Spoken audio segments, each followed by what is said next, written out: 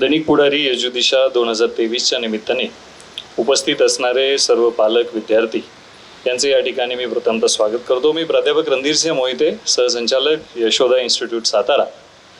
आज या यजुदिशा एक्झिबिशनच्या निमित्ताने व्यावसायिक शिक्षण, प्रवेश प्रक्रिया आणि करिअरच्या संधी या विशेष विषयावरती मी आपल्याशी हितगुज साधणार आहे.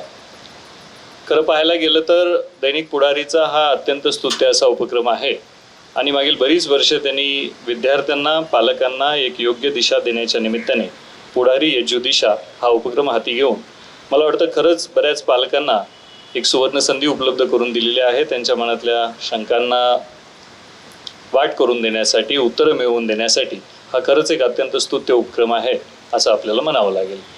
विद्यार्थी आणि पालकांच्या मनामध्ये प्रवेश प्रक्रियेसंदर्भात बऱ्याचदा गोंधळ निर्माण झालेले आपल्याला पाहायला मिळतात. कारण 10वी किंवा 12वीचा हा अत्यंत महत्त्वपूर्ण टप्पा पार झाल्यानंतर विद्यार्थ्यांनी नेमकी कोणती करिअरची दिशा निवडावी असे प्रश्न पालकांना सातत्याने सतावत असतात आणि त्याला कुठेतरी एकच दालन मिळावं, एका छताखाली सर्व प्रकारचं मार्गदर्शन मिळावं या निमित्ताने अशा पद्धतीचे उपक्रम होणं. कारण आपण पाहतो की शहरामध्ये विद्यार्थ्यांच्याकडे या पद्धतीची संसाधनं ही अलगदरित्या उपलब्ध होतात, सहजरित्या उपलब्ध होतात. ग्रामीण भागामधले विद्यार्थी यापासून वंचित राहतात. विद्यार्थ्यांना आणि पालकांना देखील नेमकं कोणत्या शिक्षण संस्थेमध्ये प्रवेश घ्यावा, प्रवेश घेत असताना कोणत्या प्रकारे त्याचं ॲनालिसिस करावं, कोणत्या प्रकारे एखाद्या शिक्षण संस्थेविषयी संशोधन करावं हे पालकांना अवगत नसतं. आणि मग खऱ्या अर्थाने या प्रकारच्या उपक्रमामध्ये सर्व शिक्षण संस्था एकाच छताखाली उपलब्ध होतात. विद्यार्थ्याला 10वी किंवा 12वी नंतर असणाऱ्या सर्व करिअरच्या वाटा ज्या आहेत त्या एकाच छताखाली उपलब्ध होतात आणि अत्यंत उपयुक्त अशी माहिती पालकांच्यापर्यंत पोहोचते. त्यामुळे या उपक्रमाचं अनन्यसाधारण महत्त्व आहे असं म्हटलं तरी वावगं ठरणार नाही. आपल्याला माहिती आहे की 10वी आणि 12वीचा हा अत्यंत महत्त्वाचा टप्पा असतो. विद्यार्थ्यांसाठी जितका महत्त्वाचा त्याहून कित्येक पटीने तो पालकांसाठी हुडहुडी भरवणारा आणि त्यांना त्रास देणारा असं म्हटलं तरी चालेल. कारण मग पाल्याची दिशा, शिक्षणाची दिशा, करिअरची दिशा ही याच टप्प्यावरती ठरत असते. आणि एकदा का 10वी आणि 12वीचा संदर्भातला निर्णय किंवा 10वी-12वी नंतरचा करिअरच्या संदर्भातला निर्णय चुकला की मग कदाचित विद्यार्थ्यांना बऱ्याचदा ही गोष्ट सतावते की आपली 12वी नंतरची करिअरची दिशा चुकली की काय, आपण जो निवडलेला मार्ग आहे तो चुकला की काय. आणि मग आपल्या सोबतचे विद्यार्थी, आपल्या नातलगातले विद्यार्थी हे त्यांच्या कित्येक पटीने पुढे गेलेले असतात आणि आपला पाल्य मात्र अजूनही त्याच्या करिअरच्या संदर्भातली योग्य दिशा ढूंढत असतो. आणि असं झालं की मग आपल्यासमोर प्रश्न निर्माण होतो की अरे, योग्य रीतीने आपण निर्णय घेतला असता, संशोधन करून निर्णय घेतला असता आणि सजगतेनं निर्णय घेतला असता तर कदाचित ही वेळ आपल्या पाल्यावरती आली नसती. आणि म्हणून कदाचित हे महत्त्वाचं आहे की आपण 10वी किंवा 12वीचा टप्पा पार केल्यानंतर किंवा मी अगदी म्हणेन की ग्रॅज्युएशनचा टप्पा पार केल्यानंतर सुद्धा बहुतांशी वेळेला विद्यार्थ्यांचे निर्णय चुकलेले आपल्याला पाहायला मिळतात. व्यवस्थापन शिक्षण तसं पाहायला गेलं तर कॉमनली सर्वसाधारणपणे जो अभ्यासक्रम आपण डोळ्यासमोर पाहतो तो असतो मास्टर ऑफ बिझनेस ॲडमिनिस्ट्रेशनचा. आपण पाहायला गेलं तर काही ठिकाणी मास्टर ऑफ बिझनेस ॲडमिनिस्ट्रेशन हा उपक्रम खाजगी विद्यापीठांमधून, प्रायव्हेट युनिव्हर्सिटीजमधून, डीम्ड युनिव्हर्सिटीजमधून किंवा ॲफिलिएटेड युनिव्हर्सिटीजमधून किंवा ऑटोनॉमस इन्स्टिट्यूटमधून पुरवला जातो. त्याच्या आधी ग्रॅज्युएशनची पदवी उत्तीर्ण असणं गरजेचं असतं आणि ग्रॅज्युएशन कोणत्याही विभागातून जरी उत्तीर्ण झालेला विद्यार्थी असला तरी तो MBAला प्रवेश मिळवू शकतो असं सर्वसाधारणपणे एक गृहीतक आहे, आपल्याला त्याची कल्पना आहे. पण मी त्या विषयावरती जाण्यापूर्वी आपल्यासोबत काही मिनिटांसाठी या विषयावरती हितगुज साधेन की एखाद्या महाविद्यालयामध्ये प्रवेश घेत असताना आपल्याला काय पद्धतीने त्या महाविद्यालयाच्या संदर्भातले प्रश्न स्वतःला विचारावे लागतील किंवा महाविद्यालयामध्ये गेल्यानंतर, कॉलेजेसला व्हिजिट दिल्यानंतर सुद्धा कॉलेजमध्ये नेमक्यापणाने कोणत्या क्षेत्राकडे किंवा कोणत्या विभागाकडे आपण पाहिलं गेलं पाहिजे हेही अत्यंत महत्त्वाचं असतं. पालकांना फक्त समोरून येणारी प्रवेशाची संधी न पाहता आपल्या पाल्याला कोणत्या महाविद्यालयामध्ये प्रवेश सहजगत्या उपलब्ध होऊ शकतो, आपला पाल्य कोणत्या स्ट्रीमसाठी एलिजिबल आहे हे पाहून मग महाविद्यालयांची यादी बनवावी. आणि मग त्यानंतर त्या महाविद्यालयामध्ये भेटीगाठी घेत असताना आपण प्रामुख्याने पाहायला पाहिजे की हे महाविद्यालय सर्वसाधारणपणे किती वर्षापासून कार्यान्वित आहे, किती वर्षापासून शिक्षणदानाचं काम ते करत आहेत, महाविद्यालयामध्ये उपलब्ध असणारे जे प्राध्यापक वर्ग आहेत ते उच्च विद्याभूषित आहेत का, अनुभवी आहेत का, कित्येक वर्षांचा त्यांचा अनुभव आहे, हा प्रश्न देखील प्रामुख्याने आपण त्या ठिकाणी विचारला पाहिजे. त्यासोबत महाविद्यालयामध्ये असणारं ग्रंथालय हे सुसज्ज असावं, संदर्भ पुस्तके, पाठ्यपुस्तकांनी ते भरभरून असावे. यासोबतच रिसर्च जर्नल्स असतील, कॉन्फरन्सचे प्रोसिडिंग्ज असतील, याचा देखील महाविद्यालयाच्या लायब्ररीमध्ये समावेश असणं महत्त्वाचं. याशिवाय आपण पाहतो की नाविन्यपूर्ण अभ्यासक्रमांमध्ये रिसर्च अँड डेव्हलपमेंटला अनन्यसाधारण महत्त्व आहे. रिसर्च अँड डेव्हलपमेंटमध्ये आपल्या विद्यार्थ्यांनी एकदा त्याची रुची निर्माण झाल्यानंतर त्याच्या हातून अनेक नव उपक्रमाचे आणि नवीन संशोधनाचं कार्य घडू शकतं, जे देशहिताचे सुद्धा फार महत्त्वाचं असतं. आपण पाहतो की आजच्या दिवशी उन्हाचा तडाखा प्रचंड वाढलेला आहे. पालकांना आणि विद्यार्थ्यांना इथे येताना किंवा येण्यापर्यंत अजून आपण पाहतो 5 वाजल्यानंतर 5:15 वाजता सुद्धा उन्हाचा तडाखा प्रचंड आहे. ग्लोबल वॉर्मिंगचा हा परिणाम आहे आणि आपल्या होऊ घातलेल्या पिढीलाच ही जबाबदारी पुन्हा पार पाडावी लागणार आहे की या प्रकारचा उष्माघाताचा जो परिणाम होतो आहे, ग्लोबल वॉर्मिंगमुळे जे संकट आपल्याला जगावरती निर्माण झालेलं आहे, हे नवनवीन संशोधनातून, निसर्गाच्या राखणीतून आणि निसर्गाच्या संवर्धनातून कसं कमी करता येईल हे देखील आपल्या पाल्यांनीच पाहणं गरजेचं आहे. त्यामुळे महाविद्यालयामध्ये रिसर्च अँड डेव्हलपमेंट सेल कार्यरत आहे का, इन्क्युबेशन सेंटर कार्यरत आहे का, त्या ठिकाणी इन्क्युबेशन सेंटरमध्ये कित्येक विद्यार्थ्यांनी किंवा प्राध्यापकांनी रिसर्च केलेला आहे, त्या अनुषंगाने त्यांनी किती पेटंट्स प्राप्त केलेले आहेत, किती चांगल्या रिसर्च प्रोसिडिंग्समध्ये त्यांचे रिसर्च आर्टिकल्स पब्लिश झालेले आहेत, ही माहितीसुद्धा पालकांना कदाचित या संदर्भातली खोलातली माहिती आपण कधी घेताना पाहत नाही. पण यासोबत प्लेसमेंट सेल महाविद्यालयामध्ये कार्यरत असणं आवश्यक. प्लेसमेंट सेलच्या माध्यमातून, कारण आपण आपल्या पाल्यासाठी प्रवेश घेतो हा त्याच्या करिअरची दिशा ठरवण्यासाठी असतो आणि आपल्याला हे पाहायचं असतं की अमुक एका क्षेत्रामध्ये ॲडमिशन घेतल्यानंतर आपल्या मुलाला त्याच्या भविष्याच्या दृष्टीने काय प्रकारची नोकरीची, रोजगाराची संधी उपलब्ध होऊ शकते. कारण कोणताही पाल्य ज्यावेळेला प्रवेश घेतो त्याचा अल्टिमेट एम जे असतं, अंतिम जे उद्देश असतो पाल्याचा आणि पालकांचा देखील हाच असतो की आपल्या पाल्याच्या दृष्टीने एक सुरक्षित अशा प्रकारचं करिअर, सुरक्षित अशा प्रकारची नोकरी किंवा रोजगाराची संधी त्याला मिळावी, जेणेकरून त्याचं लाईफस्टाईल, कुटुंबाचं लाईफस्टाईल सुधारेल.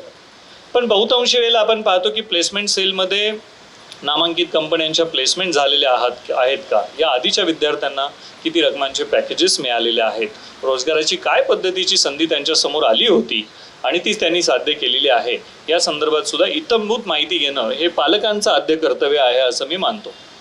प्लेसमेंट सेलनंतर आपल्याला पाहता आलं पाहिजे की महाविद्यालयाच्या विद्यापीठ परीक्षांचा किंवा अंतर्गत परीक्षांचा निकाल कशा प्रकारे लागतो. आपल्याला माहिती आहे की हे जग आताच्या वळणावरती अत्यंत पराकोटीच्या स्पर्धेमधून जात आहे.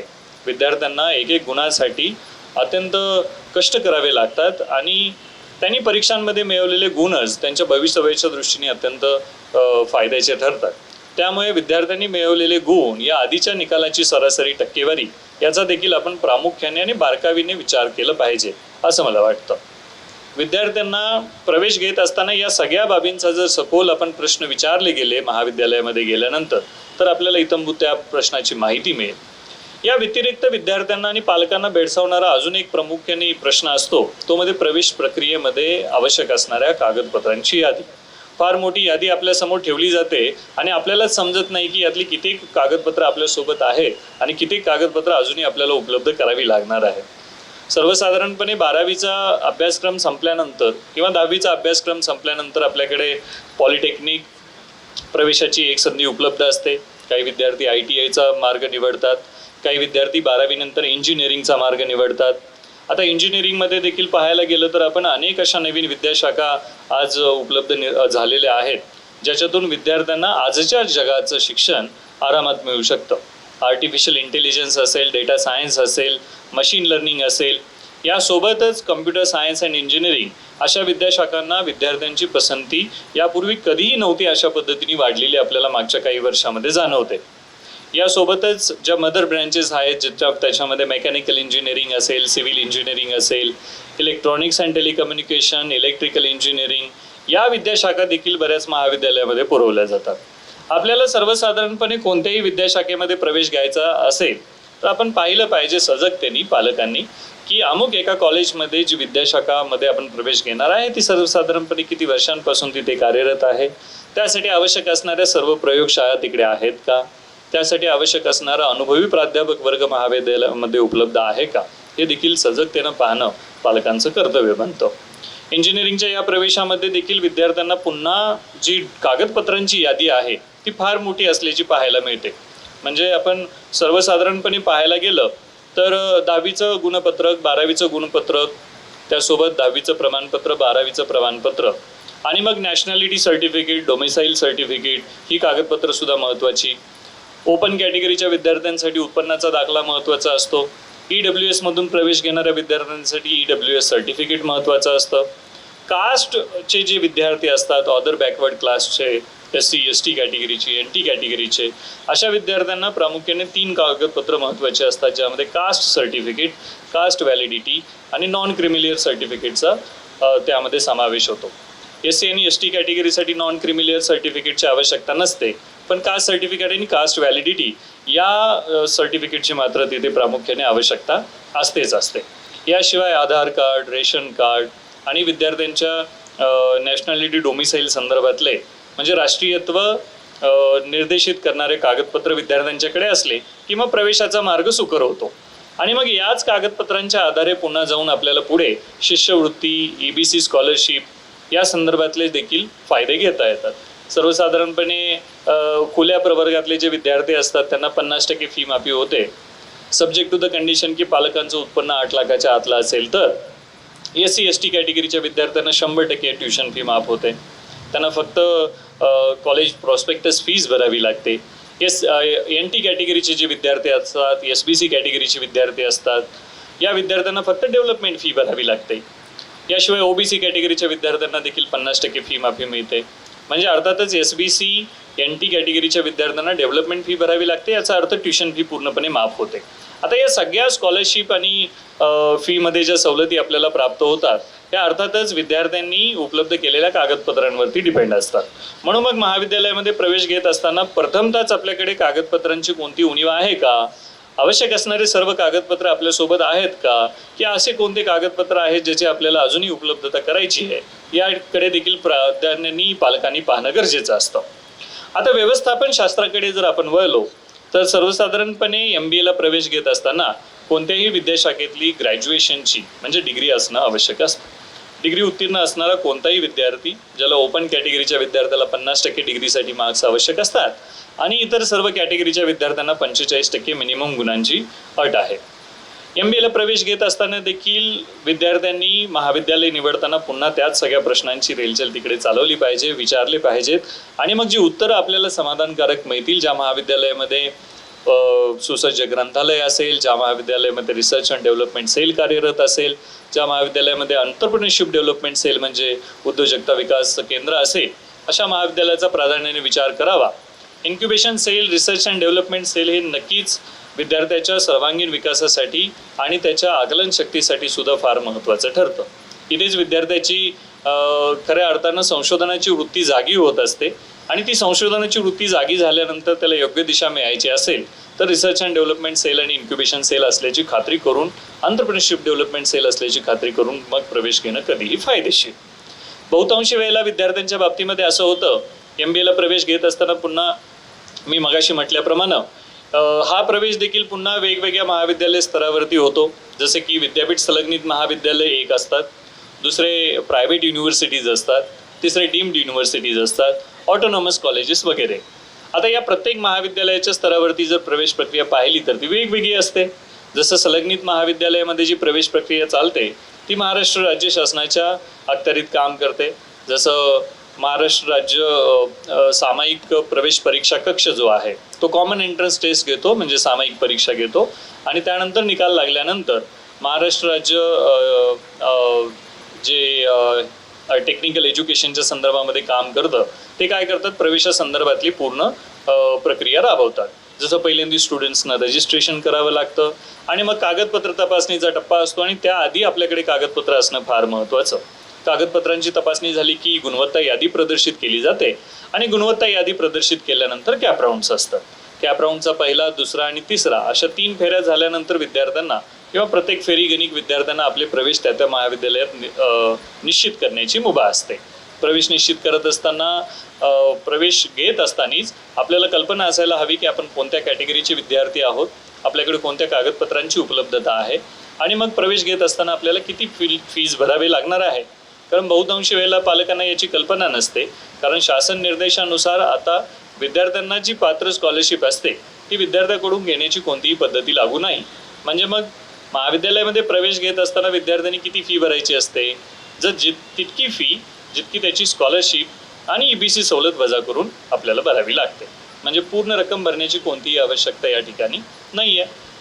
बहुतेकदा असं होतं की या नियमांबद्दल पालकांच्या मनामध्ये शंका असते किंवा त्यांच्यापर्यंत ती माहिती पोचलेली नसते आणि म्हणून की काय की पालकांच्याकडून पूर्ण फीचं काय केलं जातं, भुगतान केलं जातं. आता अर्थात पूर्ण फी भरण्याची आवश्यकता नसताना देखील पालकांच्याकडून पूर्ण फी भरली जाते कारण त्यांना या संदर्भातली माहिती नसते. म्हणून मग मी म्हणत होतो की कागदपत्रांच्या संदर्भातली जी उपलब्धता आहे ती आपल्याकडे असल्या नसल्या संदर्भातला प्रथमच आपण खात्री करून घ्यावी आणि मग स्कॉलरशिपसाठी आवश्यक असणाऱ्या त्या कागदपत्रांची उपलब्धता झाली की मग प्रवेशाच्या वेळेला आपल्याला फीज जास्तीची भरावीची आवश्यकता पडतच नाही आहे. आणि मग पालकांच्या मनावरती जे ओझं असतं, डोक्यावरती ओझं असतं की किती फी भरावी लागेल, ती खऱ्या अर्थाने या ठिकाणी कमी झालेलं आपल्याला पाहायला मिळतो. प्रवेश MBAला घेत असताना मी मगाशी सांगितल्याप्रमाणे प्रवेश परीक्षा देणं बंधनकारक आहे. म्हणजे बिना CETचा प्रवेश हा विद्यापीठ संलग्नित महाविद्यालयामध्ये घेता येत नाही. अर्थात खाजगी विद्यापीठांमध्ये, डीम्ड युनिव्हर्सिटीजमध्ये किंवा मग ऑटोनॉमस इन्स्टिट्यूटमध्ये त्यांच्या स्तरावरच्या कॉमन एंट्रन्स टेस्ट होतात. पण संलग्नित महाविद्यालयामध्ये आपल्याला राज्य शासनामार्फत घेतली गेलेली किंवा ATMA, MAT, XAT, CAT या प्रकारच्या काही एक्झामिनेशन्स आहेत. याच्या संदर्भातले आपल्याकडे काय असणं माहिती असणं गरजेचं आहे आणि त्याचा व्हॅलिड स्कोर देखील असणं गरजेचं आहे.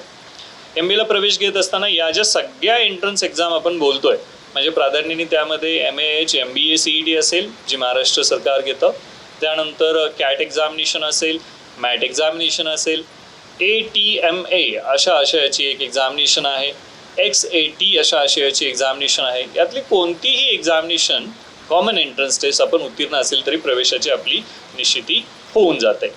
आता यानंतर प्रवेश निश्चित झाल्यानंतर आणि स्कॉलरशिप EBCचे सगळे फायदे घेतल्यानंतर पुन्हा विद्यार्थ्यांच्या समोर जो प्रामुख्याने प्रश्न निर्माण होतो की MBA नेमकं कोणत्या स्पेशलायझेशनमधून करावं.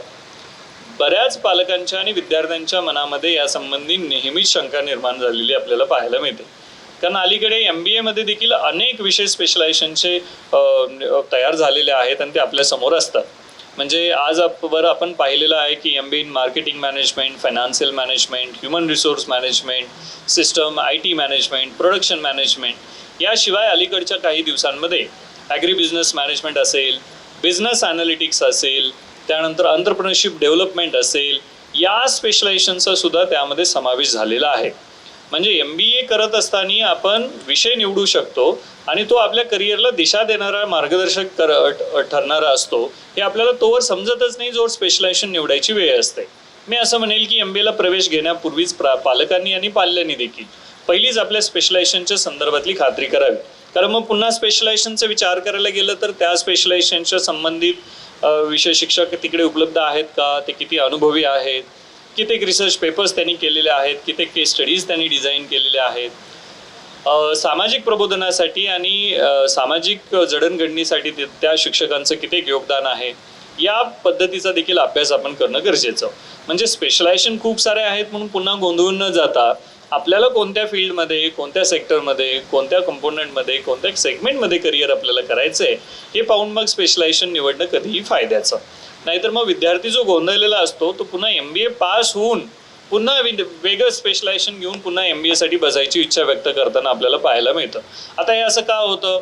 कारण मग त्यासाठी आवश्यक असणारी पूर्वतयारी आपण केलेली नसते आणि मग पालक देखील गोंधळून जातात आणि विद्यार्थी गोंधळून जातो की बाबा स्पेशलायझेशन निवडीचे हे अज्ञानच आपल्याला कुठेतरी वेगळ्या दिशेला घेऊन जातं.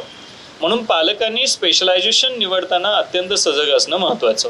अर्थात आपल्याला माहिती आहे की ज्यावेळेला 12वीचा 10वीचा विद्यार्थी आपण म्हणतो तो तितका प्रगल्भ नसतो, किंवा वैचारिकदृष्ट्या त्याची तितकी प्रगती झालेली नसते, म्हणूनच की काय पालकांच्या वरती त्याचं जास्तीचं ओझं आपल्याला पाहायला मिळतं.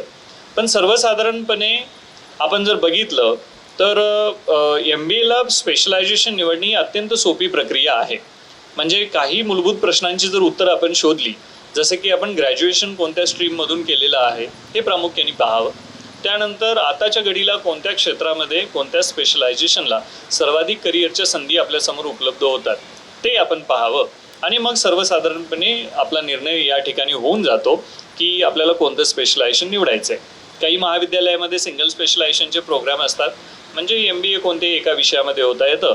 काही महाविद्यालयामध्ये तो ड्युएल स्पेशलायझेशनचा प्रोग्राम असतो, म्हणजे एकाच वेळेला 2 विषयामध्ये MBA करता येतं. काही विद्यापीठांमध्ये मायनर स्पेशलायझेशन आणि मेजर स्पेशलायझेशनची देखील संकल्पना असते, ज्याच्यामध्ये MBAच्या पहिल्या वर्षामध्येच त्यांना मेजर स्पेशलायझेशन किंवा मायनर स्पेशलायझेशनचे धडे दिले जातात आणि पुढे जाऊन ते निर्णय आपल्याला योग्य ठरताना दिसतात.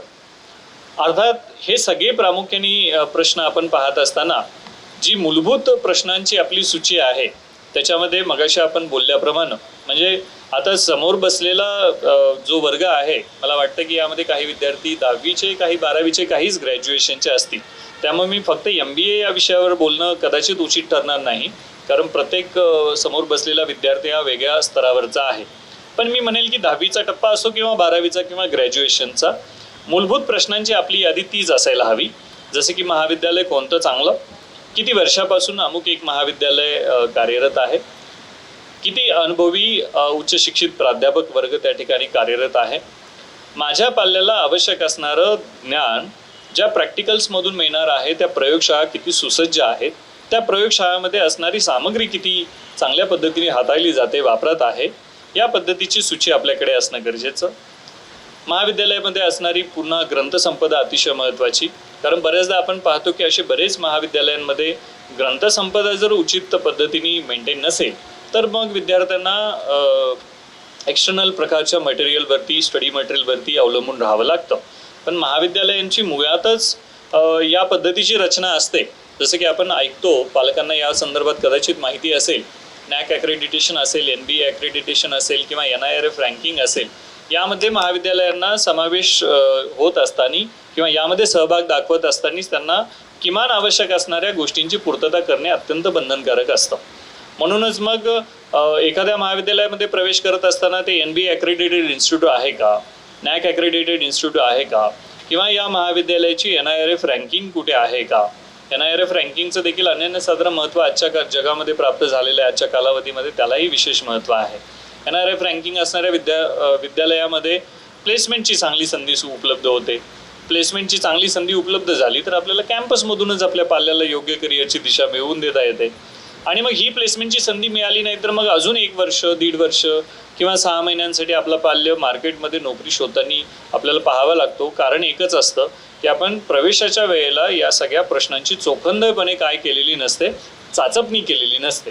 आणि मग ती होण्यासाठी महत्त्वाचं असतं की बाबा आपण एक सूची बनवावी, एक प्रश्नांची सूची आपल्या समोर असावी ज्यावेळेला आपण प्रवेश घेतोय, मग तो 10वी नंतरचा असो किंवा 12वी नंतरचा असो. एक सूची प्रश्नांची असावी, एक सूची कागदपत्रांची असावी, एक सूची आपल्याकडे या संदर्भातली असावी की माझ्या पाल्याचा जो इंटरेस्ट एरिया आहे त्याच्या डोमेनमध्ये बाबा कोणत्या कोणत्या स्ट्रीमला त्याला प्रवेश मिळू शकतो. अशा जर 1, 2, 3 टप्प्यांवरती आपण काम केलं तर पालकांना त्यांच्या मनात असणाऱ्या सगळ्या प्रश्नांची उत्तरे ह्या 3च पेजेसवरती मिळून जातील. म्हणजे महाविद्यालय कसे निवडावे याचं त्यांना उत्तर त्या पहिल्या पेजमध्ये मिळेल. त्यानंतर माझ्या अमुक एका महाविद्यालयामध्ये किंवा अमुक एका कोर्सेससाठी प्रवेश घेत असताना काय कागदपत्रांची पूर्तता करणं आवश्यक आहे त्याचं उत्तर पेज नंबर 2 वरती मिळेल. आणि 3ऱ्या पानावरती आपल्याला आपल्या पाल्याच्या दृष्टीने उपयुक्त असणारा अभ्यासक्रम कोणता याचं उत्तर मिळेल. बहुतेकदा या प्रकारची सूची निर्माण केल्यानंतर आपल्या मनात असणाऱ्या सगळ्या प्रश्नांची उत्तर आपल्याला तिथे मिळतात. पण पुढारी एज्युदिशासारखा जो उपक्रम आहे तो याही पुढचं पाऊल आहे की पालकांच्या आणि विद्यार्थ्यांच्या मनात असलेला प्रत्येक प्रश्न हा याच ठिकाणी सोडवला जावा, प्रत्येक प्रश्नाची उकल इथेच व्हावी आणि त्यांना योग्य मार्गक्रमण करता यावं. म्हणून तुम्ही पाहू शकता की जर आपण आतमध्ये पाहिलं असेल तर 10वी नंतर आणि 12वी नंतर आणि ग्रॅज्युएशन नंतर सुद्धा उपलब्ध असणाऱ्या सर्वच्या सर्व प्रकारच्या कोर्सेसची माहिती उपलब्ध करून देण्यासाठी तज्ज्ञ प्राध्यापक वर्ग इथेच उपलब्ध आहे. म्हणजे मागील 3 दिवसापासून आता कोल्हापूरमध्ये आणि पुन्हा सांगली, सातारा या ठिकाणी हे अशा प्रकारचे उपक्रम ते राबवत आहेत. हा अत्यंत स्तुत्य उपक्रम आहे. मला माहिती आहे की अर्ध्या पाऊण तासाच्या किंवा तासाभराच्या सेशनमध्ये पालकांच्या आणि विद्यार्थ्यांच्या मनात असणाऱ्या प्रत्येक प्रश्नाचं निराकरण करणं तसं कठीणच आहे. पण मी म्हणेल की जसं ऑडियन्सचा वर्ग वेगवेगळा आहे, 10वी 12वी आणि ग्रॅज्युएशन अशा स्तरावरचा तो असू शकतो, त्यामुळे मी मगाचपासून तुम्हाला जी माहिती दिली ही सर्वसाधारणपणे सगळ्याच कोर्सेसला लागू असणारी, सर्वच प्रकारच्या प्रोग्रॅम्सना आणि प्रवेश प्रक्रियेला लागू असणारी अशी आहे. पण सर्वसाधारणपणे चोखंदळपणे पालकांनी या संदर्भात आणि सजगपणे निर्णय घ्यावेत. विद्यार्थ्यांनी त्यामध्ये त्यांच्या प्रश्नांची भर पाडावी आणि सर्व प्रश्नांची उकल प्राप्त झाल्यानंतर आणि त्याचं उत्तर मिळाल्यानंतरच पुढील प्रवेशाची दिशा आपण सर्वांनी ठरवावी. यासोबतच मी माझं मनोगत संपवणार आहे. मी सर्वच पालक आणि पाल्यांना या संदर्भामध्ये म्हणजे प्रवेशाच्या संदर्भामध्ये आवश्यक असणारी कोणत्याही प्रकारची माहिती उपलब्ध करण्यासाठी या प्रकारच्या उपक्रमामध्ये समाविष्ट होण्याचं आवाहन करेन आणि पालकांना कोणत्याही प्रकारची घाई न करता आपल्या विद्यार्थ्याचा इंटरेस्ट एरिया तपासून पाहणं या संदर्भात देखील आवाहन करेन. मग 2, 3, 4, 5 वर्षांचा टप्पा पूर्ण झाल्यानंतर अमुक एका क्षेत्रामध्ये जाऊन निर्णय चुकला अशा प्रकारची वेळ आपल्याकडे येऊ नये, आपल्या पाल्यावरती ती येऊ नये म्हणून अशा प्रकारे निर्णय घ्यावा आणि मग विद्यार्थी आणि पालकांना देखील त्यांच्या या प्रवेशाच्या संदर्भातील कारकिर्दीसाठी, करिअरसाठी मी आणि माझे इन्स्टिट्यूट यशोदा इन्स्टिट्यूट सातारातर्फे मनपूर्वक शुभेच्छा देतो आणि आपल्या सर्वांची रजा घेतो. धन्यवाद.